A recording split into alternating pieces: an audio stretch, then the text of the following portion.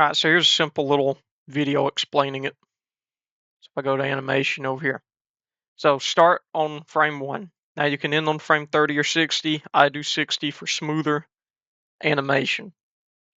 In the center of your world, Bogey should be centered. Add your b.r.main. Then grab your wheels.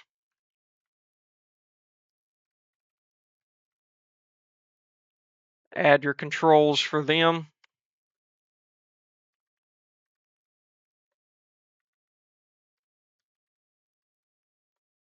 There we go. So now pair those together. Those together. And then those to main. Which I imagine you already all know all this anyway.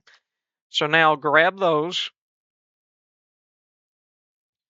Go to individual origins up here. So on frame 1, hit I. Now we have a first frame in. Hit this button, go to the last on 60. Go to RX and rotate it 360 degrees. Like so. Hit I again. Go over here, interpolation linear. And for some reason that one was not parenting. So I parented it to main by accident. Clear that.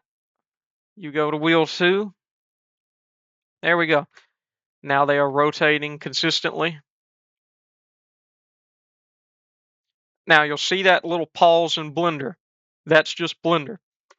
So when you go to export this for FBX, turn on your mesh and empty. If you have a driver set, you'll turn your armature on as well. Selected objects, FBX all, Y forward. You can apply transform if you want. Usually don't have to. Under bake animation, turn all of these off. Just have bake, then export your FBX as needed and import to game. So that will have a working system.